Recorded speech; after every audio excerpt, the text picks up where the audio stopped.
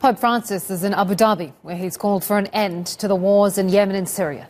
The Pope is on a 3-day visit to the UAE, the first leader of the Roman Catholic Church to visit the Arabian Peninsula, the birthplace of Islam. Speaking at an interreligious meeting, Pope Francis denounced what he called the logic of armed power and said war cannot create anything but misery. Before our eyes are its nefarious consequences. I'm thinking in particular of Yemen, Syria, Iraq and Libya.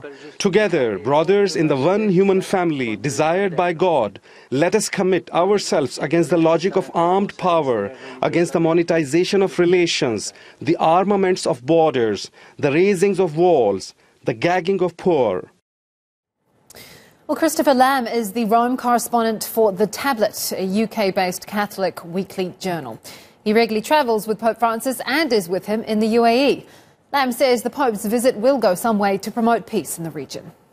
First of all, this is the first time a Pope has ever set foot in the Arabian Peninsula, and so the Pope has made history in that sense. But it's also important because the Pope has used his time in Abu Dhabi to deliver what can only be described as an important, vitally important manifesto for religious faiths and religious leaders to reject division, reject conflict, reject any, he said, nuanced approval of war, and to build pathways for peace. And he talked specifically about the Yemen conflict, in Syria, in Iraq, and he said that these terrible battles, these terrible wars need to be shown for what they are, and to say we have to say no as religious leaders to war.